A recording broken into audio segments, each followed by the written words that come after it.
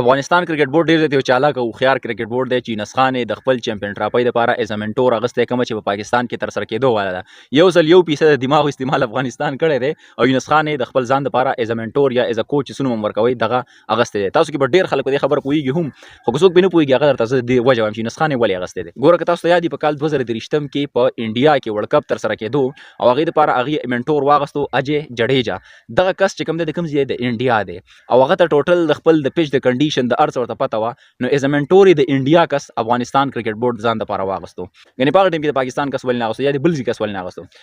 او دغه ریزلټ تاسو وکړو چې کوم حد ته د افغانستان کرکټ ټیم پکې رسیدلی بیا چې کله د آی سی سی ټي 20 ورلد کپ کېدو نو د هغه لپاره براو واغستو ایز ا بالینګ کوچ ځان د لپاره واغستو هغه په کوم ځای کې تاسو پته شته هغه ویسټ انډیز کې کېدو نو ویسټ انډیز د حالاتو نه څوک خبر دی براو ته ډیر زیات خبر دی ډیر زیات په خپويږي افغانستان چې اوس کله چمپیون ټرافي په پاکستان کې کېدله نو دومره د اخیارتیا نه کار واغسته دومره چالاکۍ نه ګوره دا مایند سیټ دی د دې طریقې سره به چلیږي نو هغې ځان دپاره ایز ا منټور څوک واغستو هغې ځان دپاره منټور یونس خان واغستو کوم چې د پاکستان پښتون دی هغې د ځان دپاره منټور واغستو ولې ځکه چې یونس خان ته د خپل پیچونو ډېره زیاته ښه پته ده او یونس خان په پاکستان کې یو ډیر زیات تجربه کار کلاړي تیر شوی دی یو ډیر زیات تجربه کار بیټسمن دی چې کله په ټیسټ کې ودرېد نو چا به آوټ کولی نه شو نو افغانستان کرکټ بورډ ځان سره څوک ایز ا منټور واغستو یونس خان یې واغستو دې سوچ ته او دې پالیسۍ ته تاسو د هغې وګورئ چې هغه څومره مخ په وړاندې روان دي څومره مخکې دپاره سوچ کوي او تاسو د براو او د انډیا چې کوم اجي هغه جډیجا دی هغه چې کله اغستی او د هغې هغه ریزلټ او نتیجه تاسو وکړه چې ډېر زیات مخ په وړاندې به کې دی ولاړ همدغه نتیجه ده الله دې ورله ډېر زیات بختور کړي چې یونس خان د افغانستان دپاره یو بختور وګرځولی شي بل د افغانستان کسان زه نه ما چې یو کم 100% خلک دې خبر ته ډېر زیات خوشحاله دي چې یاره دا زموږ یو پښتون ورور دی او د دې په یو بل په ژبه باندې به ډېر زیات ښه پوهېږي ځکه چې یونس خان پښتون دی او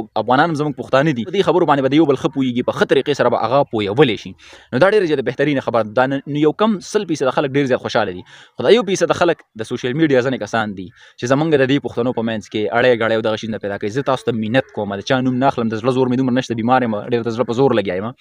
خو دا چل مه کوئ د الله خاطر وکړئ دا چل مه کوئ د دې نه به تاسو ته څه حاصل شي لکه مطلب چې تاسو د ګل خان لاندې او ګل خان باندې چې سهار راپاڅېږم نوم د ګل خان څه ته وایي لکه ګل خان دی څوک